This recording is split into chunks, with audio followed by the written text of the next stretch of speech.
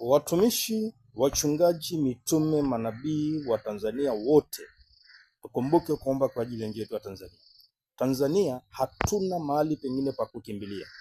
Kumbuka kwamba tuna wakimbizi wengi waliokimbilia Tanzania kwa sababu ni kisiwa cha amani. Sasa leo hii tutaanza kuitibua, alafu tutakosa pa kukimbilia. Tuombe Mungu, tuwe na uelewa pamoja.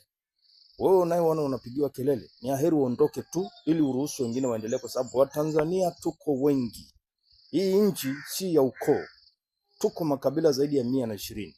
Na makabila yote yana haki ya kupewa uongozi kwa sababu ni halali yao. Na ndio maana tunaposema tuombee amani. Huyo kiongozi tunayemtaka Mungu atupe, ambaye anaweza akatutimizia matakwa yetu. Maana matakwa yetu sisi ni maendeleo kama Tanzania.